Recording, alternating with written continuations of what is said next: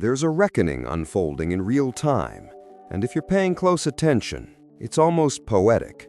Not gentle, not compassionate, but honest in the way only reality can be.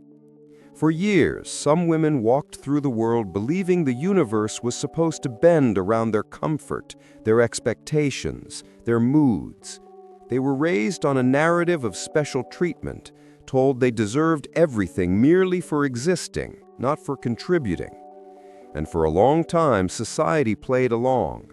Men bent, institutions bent, culture bent. But something has shifted.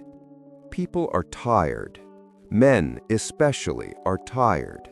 The world is no longer rearranging itself to cushion their entitlement, and watching the friction between expectation and reality is like watching a glass statue meet a hammer. You can hear the crack before you even see it. You see it in the small moments first. A woman setting up a tripod in a packed gym, acting like the entire facility was built for her personal brand. Lights on, angles perfect, hips popped, waiting for strangers to adjust their workouts so her online persona can thrive. Then getting offended, genuinely offended, when someone walks through her shot. "Can't you see I'm filming?" Yes, everyone sees. They just don't care. And that's the part she can't process. Indifference, the one thing entitlement cannot survive. Another one marches into a restaurant expecting a free meal because she has 40,000 followers, half of them probably bots, and the owner looks her dead in the eye, completely unimpressed. The meltdown that follows isn't anger, it's shock. It's the moment a person realizes the currency they worshipped has no value here. Reality doesn't negotiate. Reality doesn't validate. Reality doesn't simp. And you see this awakening happening everywhere. The gym bro who keeps using the machine behind her tripod, hero. The man who walks right past without noticing her outfit, legend. These men are teaching the lesson nobody else dared to teach. Your comfort is not a universal obligation. Your visibility is not a public priority. Your emotional needs are not everyone else's responsibility. But entitlement always fights back before it fades. It doubles down. It justifies itself with mental gymnastics so impressive you could award medals. The most amusing form is the attention paradox. The women who swear they don't need male validation while dressing specifically for male validation. The ones who claim they don't want attention, then implode when they don't receive it. I watched this contradiction play out recently. A woman in the gym wearing an outfit so minimal it might as well have been theoretical, doing hip thrusts directly in front of the free weights. When men grabbed dumbbells without glancing at her, she got irritated. When one guy did glance, she ran to the staff to report him. So which is it? Do you want to be invisible or observed? Because you can't weaponize attention and indifference at the same time. This victimhood reflex has become a shield for many. Didn't get a job, discrimination. Didn't get attention, misogyny. Got criticized, harassment. Anything to avoid looking inward. Anything to avoid acknowledging the possibility that maybe, just maybe, the problem is them. A client once showed me his ex's social media. Every post was a declaration of survival, resilience, trauma. She curated an entire identity around being wronged. Her biggest claimed trauma, he asked her to contribute to rent, after living in his apartment for 2 years rent-free. But in her personal mythology, she was always the victim, never the participant. That's the thing about entitlement. It never looks in the mirror. It only points outward. The double standards in public spaces reveal this perfectly. There was a viral video. Woman slaps a man's backside in a bar, laughing with her friends. Security ignores it. Minutes later, a man brushes past her accidentally, and she screams assault. Suddenly, security is sprinting across the room. The hypocrisy burns so bright, even other women called it out. Imagine reversing the genders. The headline would write itself. Careers would collapse. Lives would collapse. But because she did it, comedy, a joke, a moment of harmless fun. Some women behave in ways that would get men arrested, groping, grabbing, following men around, taking photos without consent, all under the excuse of being friendly or playful. And when someone finally calls it out, they act like victims of injustice, as if being held to the same standard is oppression. And then there's the dating economy, the marketplace where delusion inflates itself like a balloon ready to burst. Profiles that read like job applications for luxury positions. Must earn 6 figures, must own a home, must fund her lifestyle. But ask what she brings to the table, and she proudly answers, "Me," as if her presence has financial value attached to it, as if her worth is intrinsic, but his must be proven through income and assets. A friend of mine went on a date where the woman brought 3 friends. They ordered the most expensive items on the menu: lobster, champagne, dessert towers. And when the bill arrived, they all stared at him like he was the designated financier. He paid only for his meal and walked out. Seconds later, she blasted him online for being cheap. Cheap, or just unwilling to subsidize delusion? The entitlement has reached such cartoonish levels, it's almost performance art. The overestimation of self-worth, paired with the harsh judgment of everyone else, is breathtaking. Average people calling others mid, mediocrity demanding excellence, chaos wrapped in confidence. It would be comedic if it weren't so common. And that's where we are. Expectations inflated to the point of absurdity. Entitlement treated as empowerment. Delusion treated as identity. But here's the truth they're running from. Reality is undefeated, and it's collecting debts. The world is no longer coddling entitlement. The world is no longer rewarding narcissism. The world is no longer bending to fragile egos disguised as empowerment. A cultural correction is happening now, and part 1 is only the beginning. The deeper you look into this cultural shift, the more you realize it isn't just about entitlement. It's about the collapse of carefully curated personas. For years, social media allowed people to build fictional versions of themselves. Polished, filtered, perfectly lit. Their bodies edited, their flaws erased, their failures cropped out. Online, they were goddesses. In real life, they were human. And that gap, the chasm between fantasy and reality, has grown too wide to sustain. Because every curated image eventually collides with an unflattering angle.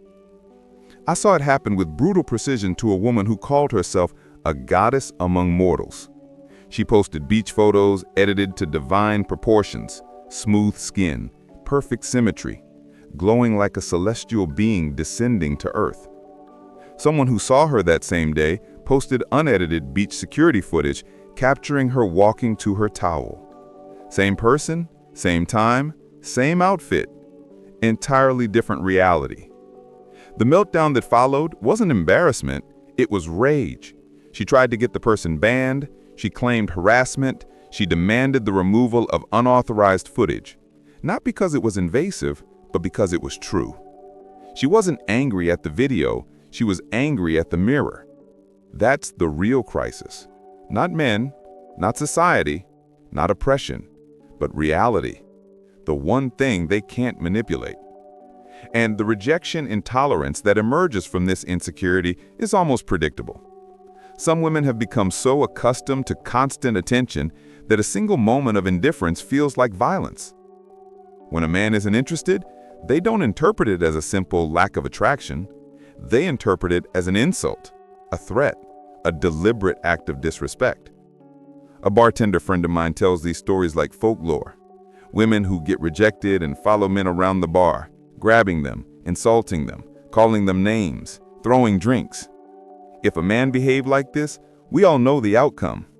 Security tackles him, police arrive, charges follow.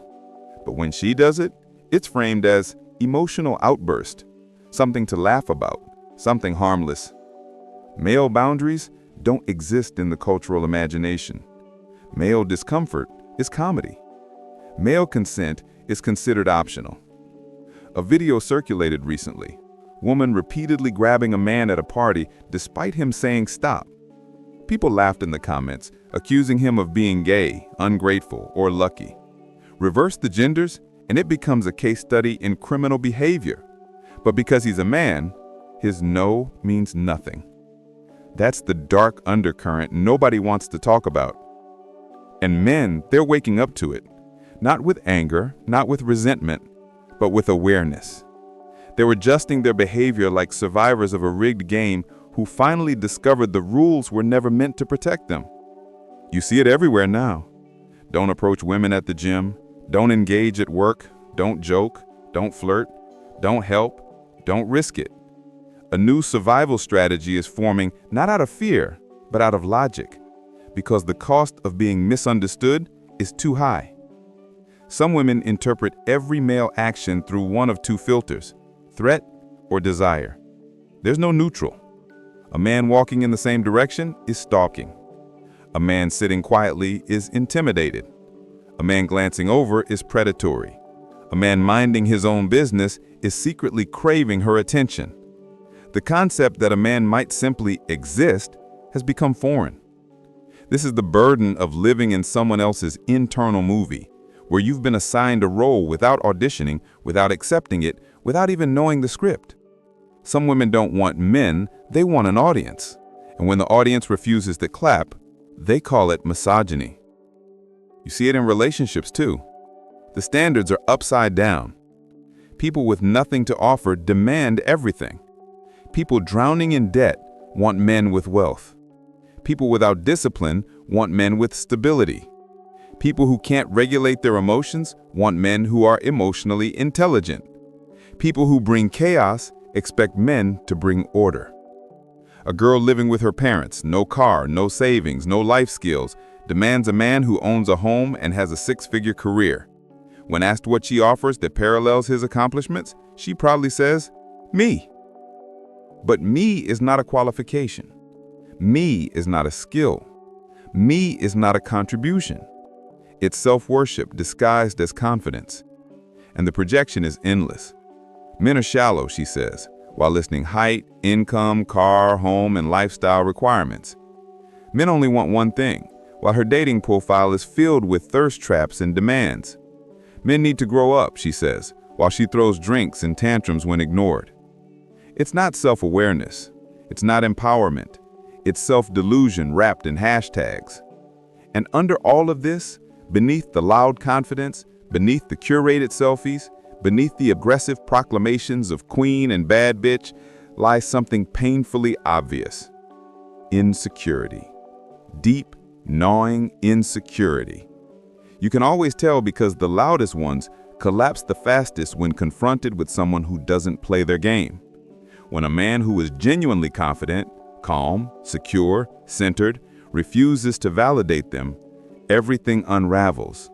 They spiral, they get angry, they get frantic, because their entire identity requires external reinforcement. Indifference is their kryptonite. And nothing exposes this more than the difference in how they treat attractive men versus average men. The attractive man can do anything: stare, approach, flirt aggressively, and it's welcomed, encouraged, celebrated. But let an average man make eye contact, and suddenly, it's harassment. The same behavior, the same action, just different packaging. And then they ask why average men don't approach anymore, why they've stopped trying, why they're withdrawing, why they're opting out. Because they're tired of playing a game where the rules shift based on the emotions of the moment. And dating apps only amplify this delusion. Women swipe on the top 5% of men, then wonder why those men won't commit.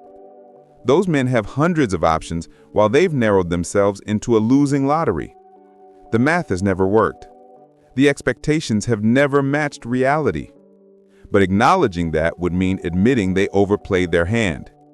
And entitlement never admits that. This is part 2, the unraveling phase. The exposure of contradictions, delusions, and double standards. There's a moment in every era where fantasy smashes into the brick wall of reality, and the sound of that collision echoes across an entire generation. We're living in that moment, right now. Not because culture suddenly became cruel, but because the bubble finally got too big to float. The lies people told themselves can't hold their weight anymore. And nowhere is this collapse more visible than in the lives of those who depended on entitlement, validation, and special treatment to carry them. You can see the cracks forming everywhere. In the workplace, the era of "treat me special because I feel special" is dying. Companies don't care about curated identities, they care about results. A friend of mine manages a team and had to fire a woman after months of missed deadlines, no-shows, and excuses. Her response wasn't accountability, she filed a discrimination complaint. Her evidence? She was the only woman fired. No mention of the fact she was also the only one not doing her job. This is the illusion entitlement sells. Any consequence is oppression. Any accountability is misogyny. Any standard is unfair unless it benefits me. But the workplace is no longer entertaining delusion. Merit is making a comeback. Performance matters again.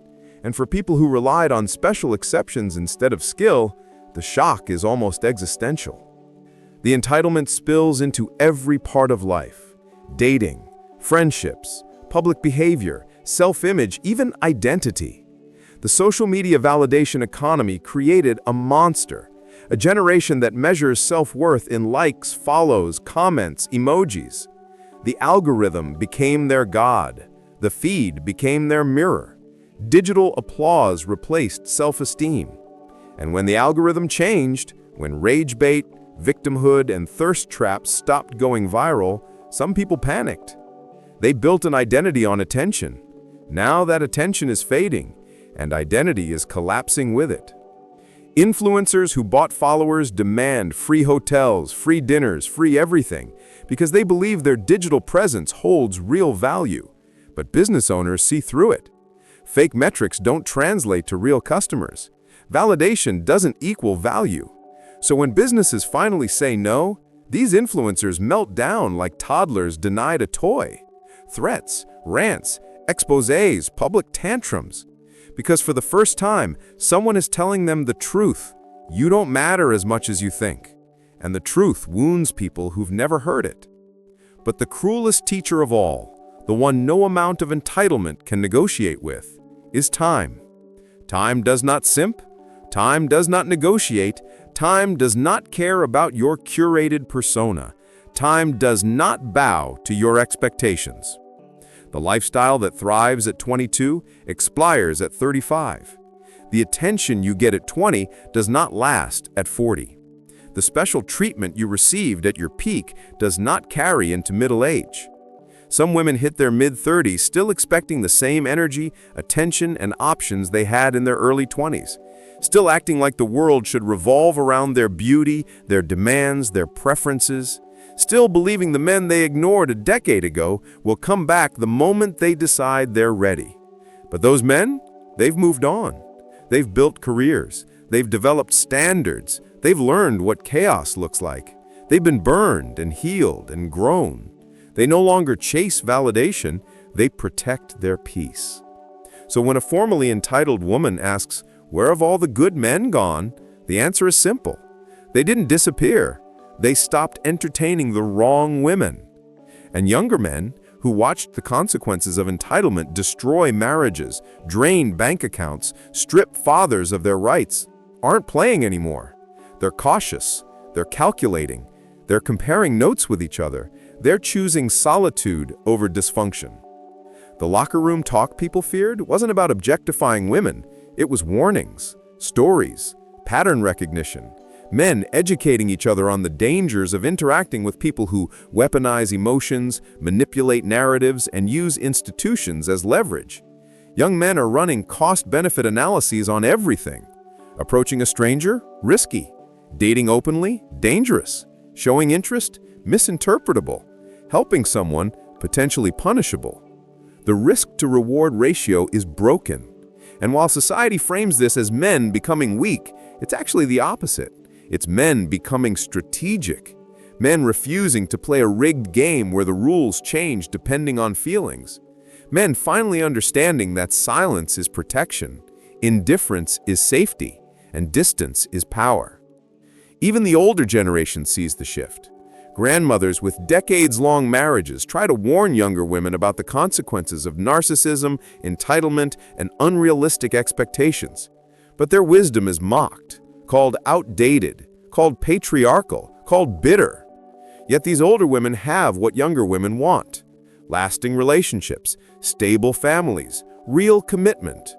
But advice that doesn't validate delusion is treated like an attack. Truth is dismissed as jealousy. Reality is labeled hate. And the irony is painful. The same women mocking their elders for being traditional end up crying in their cars at 38 because the dating market has become merciless. The same ones who said, "I don't need a man," spend their weekends reposting motivational quotes about loneliness. The same ones who built entire identities around being unattainable suddenly start calling men boys for not settling down with them. But men have evolved. Men aren't falling for theatrics. They're not dazzled by filters. They're not impressed by bare minimum effort. They're not chasing drama disguised as passion. They're not confusing chaos with charisma. They're choosing peace. They're choosing standards. They're choosing themselves. And this terrifies people who relied on male attention as their currency. Because without that attention, their identity, crafted, filtered, and polished for years, has no foundation. You see this panic in the bargaining phase. Suddenly, the same woman who preached hyper-independence becomes traditional. Suddenly, she values good men. Suddenly, she wants stability, protection, leadership, everything she ridiculed before. But the internet has a perfect memory. Nothing disappears, nothing gets buried. Receipts exist for everything. Public meltdowns, humiliating thirst traps, demands, hypocrisy, stories of entitlement, cruelty, disrespect, unrealistic requirements, all documented, all searchable, all permanent. Some then pull up a woman's social media history like a resume, and it disqualifies her instantly. The woman who claims she's traditional posted 3 years of club videos. The one who says she wants commitment destroyed her last boyfriend online. The one who says she's private documented every one-night stand as soul healing. You can't hide from your own history when you posted it yourself. And now the biological reality arrives, the final teacher, the most ruthless one. Time, fertility, beauty, energy, youth, all finite resources. Not evil, just finite. You can't negotiate with biology. You can't gaslight time. You can't cancel nature. You can't filter aging. People spent their youth chasing attention instead of building value. They invested in momentary applause instead of long-term stability. They followed hype instead of wisdom. And now, they want to renegotiate the deal. But life doesn't offer do-overs. It only offers consequences. That's when the existential panic begins. The realization that empowerment was a lie. Not independence, but indulgence. Not freedom, but addiction to external validation. The truth they never wanted to face comes crashing in. The world doesn't owe you special treatment. It never did. You just lived long enough to believe it did. And now reality is collecting the bill. There comes a point where every facade, every curated persona, every entitled expectation eventually collapses under its own weight. Not because someone tears it down, but because fantasy cannot survive prolonged exposure to reality. And that's exactly what we're witnessing. The collapse of a culture that told people they were special simply for existing, that effort was optional, that consequences were negotiable. The truth is emerging with a force no one can outrun. Reality does not care how you feel. It cares what you do. And for years, many operated as if they were exempt from this rule. They believed that demanding was the same as deserving, that expecting was the same as earning, that claiming was the same as achieving. But that illusion only lasts until the world stops enabling it.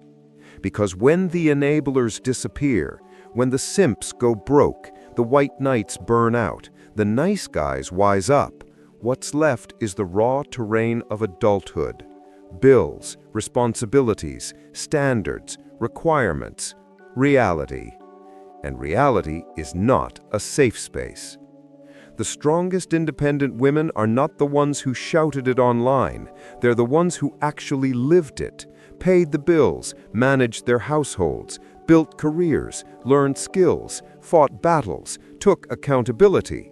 But the performative independence crowd, the ones who weaponized the slogan while doing none of the work, were exposed the moment life demanded proof. I've seen it firsthand. People who preached independence for years crumbling under the weight of basic tasks once handled by their partners. Suddenly, taxes are a mystery. Car maintenance, impossible. Budgeting, foreign language. Planning ahead, too stressful.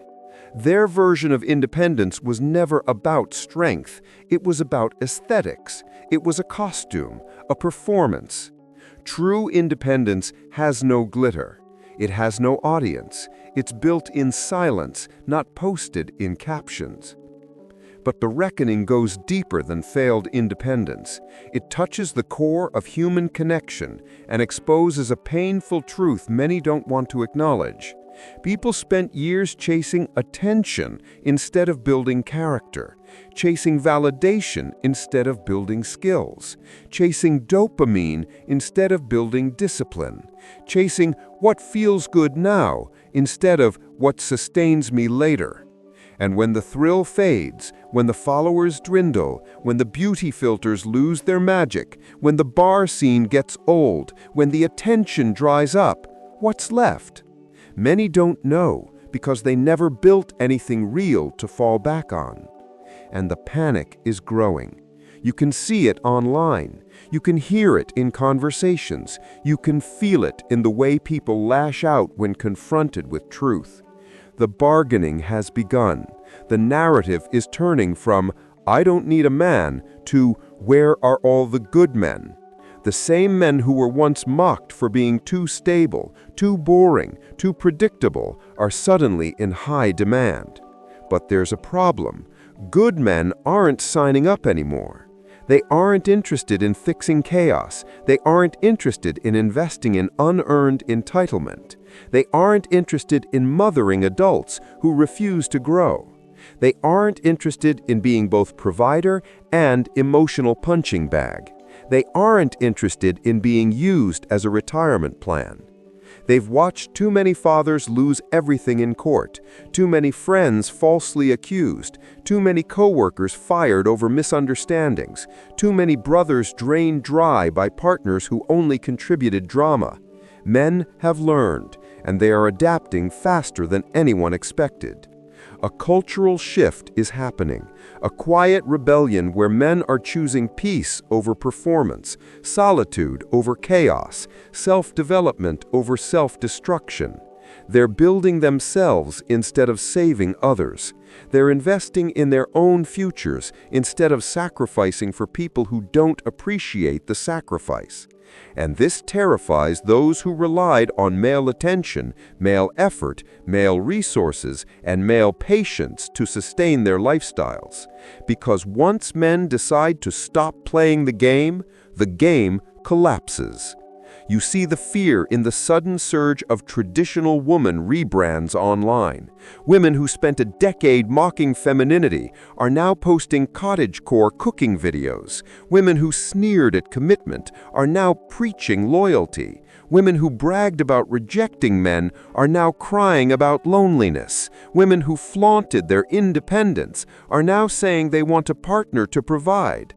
It's not transformation, it's desperation. It's the bargaining stage of a dying narrative.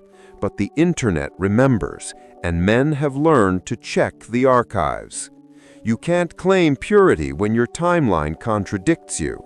You can't claim humility after years of arrogance. You can't claim innocence when your public behavior says otherwise. You can't claim accountability while blaming the world for every consequence. The receipts are permanent. The persona is collapsing, and the reckoning is here. But the most brutal lesson, the one no one escapes, is the collision between biology and belief. For decades, empowerment narratives taught people they could outsmart time, outwit nature, outmaneuver biology, that the options they had at 20 would still be there at 40, that youth was a renewable resource, that beauty was permanent, that desirability was guaranteed. But time is undefeated. It doesn't matter how confident you are at 25 if you never build substance by 35. It doesn't matter how many options you had at 21 if you squandered them by 31. It doesn't matter how loudly you rejected men if now the ones you want don't want you. It doesn't matter how empowered you felt if your choices were guided by emotion instead of wisdom.